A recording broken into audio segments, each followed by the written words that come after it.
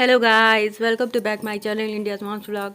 मैं पूनम तिवारी स्वागत करती हूँ आपका अपनी यूट्यूब चैनल पर। सो फ्रेंड्स, कैसे हैं आप सब, बताइएगा ज़रूर। तो यहाँ आप देख सकते हैं आज मेरे घर में मेहमान आए हुए हैं, और वो मेहमान हैं कौन, मैं आपको बताती हूँ। ये जो हैं पंडित जी, ये मेरे मामा के लड़के हैं। नितिन मेरे से बहुत छोटा है, और ये आज आया हुआ है हमारे घर में। और बैठे, ये है जय, मेरा भाई है। और वो मामा का लड़का है, ये मेरा भाई है। दोनों मेरे भाई ही हैं। काफ़ी दिनों के बाद ये लोग, काफ़ी दिनों के बाद क्या, पहली बार ही आए हैं यहाँ पास। तो वही ये लोग बैठ कर बातें कर रहे थे। मैंने चाय बना कर दे दिया। और इतनी तेज़ बारिश हो रही थी फ्रेंड्स, इतनी तेज़ बारिश हो रही थी कि बारिश में दोनों भीगते हुए आए हैं। नितिन तो जो था कि वो तो रेनकोट पहन लिया था, पर जय था वो रेनकोट नहीं पहना हुआ था, तो उसके कपड़े भीग गए थे। तो मैंने ये इनकी टी शर्ट और नेकर दे दिए हैं। तो वो इसके ऊपर कितना अच्छा लग रहा था, तो मैंने इसको बोला, जय तुम लेकर जाना इसको, तुम्हारे पर बहुत अच्छा लगता है। इनको मैं चिढ़ा भी रही थी कि देखो मेरे भाई के ऊपर ये कलर कितना अच्छा लग रहा है, आपके ऊपर इतना अच्छा नहीं लगता है। बस यहाँ पास इन लोग की थोड़ी बहुत बातें चल रही थी। नितिन तो फ़ोन में ही अपना, ये पंडित है आसपास के एरिया में इसका खूब अच्छा जमा हुआ है, तो ये बस अपने किसी जजमान से बात कर रहा था। तो काफ़ी देर तक इसकी बात जजमान से चलती रही, और इधर मेरा भाई और ये दोनों बातें कर रहे थे और चाय पीते रहे। मैंने कहा कि ये भीग कर आए हैं, तो अभी पहले इनको चाय ही दे देती हूँ तो कुछ ठीक लगेगा इनको। इसके बाद मैं बनाती हूँ पकौड़े। आलू और प्याज के पकौड़े बना रही थी, तो इनको चाय देने के बाद मैं उनका ही तैयारी कर रही थी, उनकी प्रिपरेशन कर रही थी। तो इधर इन लोग की चर्चा किसी चीज़ पर चल रही थी, काफ़ी लंबी बातें चल रही थी। एक्चुअली नितिन आया था अपने किसी जजमान के यहाँ, वो कुछ पूजा पाठ कराने के लिए बोल रहे थे, तो उनके यहाँ जाने के लिए आया था। तो यहीं मैं भी रहती थी, तो मेरे यहाँ पहले स्टॉपेज बनाया और फिर उनके यहाँ गया।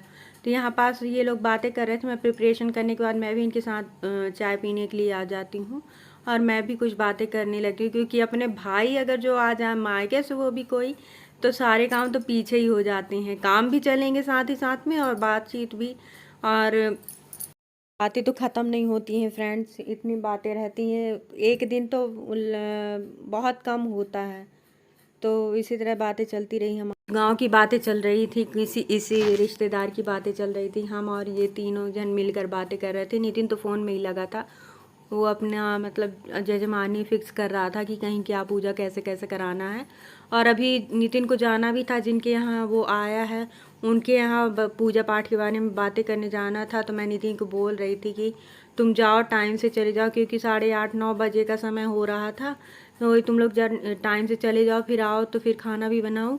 इस बीच में ये जब चाय पी लेते हैं ना, तो मैं भजिया बनाने की तैयारी कर लेती हूँ। यहाँ पास ये लोग बातें ही करते रहते हैं। ये ईशानी अपने मामा के साथ लगी हुई है। इधर मैं भजिया तेल लेती हूँ फ्रेंड्स, उसके लिए मैंने कढ़ाई में तेल चढ़ा दिया था, और अब इधर भजिया तल लेती हूँ। भजिया तलने के साथ साथ मैं बना लेती हूँ चटनी भी, टमाटर की चटनी, क्योंकि भजिया बिना चटनी के तो कोई मज़ा ही नहीं आता है, इसलिए चटनी चटनी तो ज़रूरी रहता है साथ में। ये देख सकते हैं आप, मेरी जो भजिया बन रही है, उधर उन लोगों की बातें चर्चाएं चल रही हैं। अच्छा लगता है यार, कोई अपना अगर आता है तो, और ख़ासकर मायके से कोई आ जाए तो भाई हमारी तो बल्ले ही बल्ली रहती है। हमारा एक सपोर्ट मिल जाता है, बैक सपोर्ट मजबूत हो जाता है फिर ये अकेले पड़ जाते हैं तो बस ऐसे ही मैं भजिया बनाती रही उन लोगों के लिए। भजिया इनको खिला करके फिर ये लोग चले जाएंगे जिनके यहाँ इनको जाना है। फिर वहाँ से आएंगे तो मैं इनके लिए खाना बनाऊँगी, खाना खाएंगे ये लोग। फिर अभी तो तुरंत का है, और रेनी मौसम था, तो मैंने कहा भजिया बना देती हूँ। मौसम के साथ साथ भजिया का कनेक्शन बहुत अच्छा होता है। रेनी सीजन में कुछ ऑयली चिप्स वगैरह या फिर भजिया, ये सब बहुत अच्छा लगता है साथ में। तो बस मैं वही कर रही थी, उनके लिए भजिया बना रही थी। इधर टमाटर भी मैंने निकाल के रख लिए थे फ्रिज से, कि थोड़े कम वो ठंडे थे तो थोड़ा वो हो जाए, गर्म हो जाए।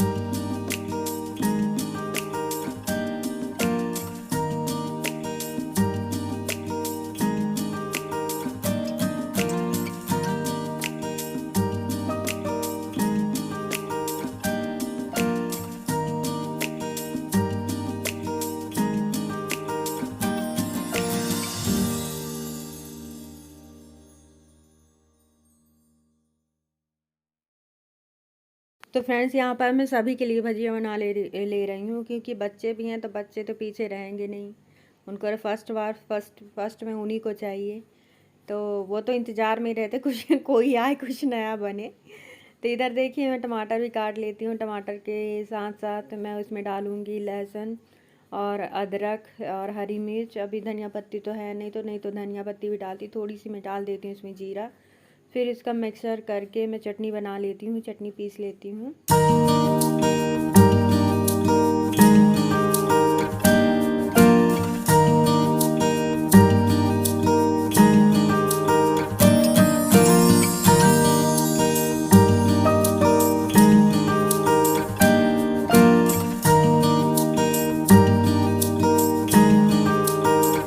तो फ्रेंड्स यहाँ पास हो जाता भजिया तैयार। अब मैं उनको दे आती हूँ तो खा लेते हैं, सभी लोग भजिया खा लेते हैं। फिर अब ये भजिया खाने के बाद सब लोग हो गया चर्चा में बैठे थे, तो मैं भी बैठ जाती हूँ।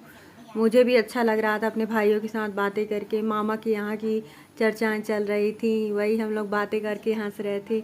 बस इधर उधर की बातें हमारी चलती रही। क्यों अच्छा लगता है जो पिछला बीत जाता है और जो हम नहीं देख पाते हैं, वो किसी के थ्रू चर्चा करते रहना हर जगह की, वो कुछ बातें हम लोगों की चलती रही।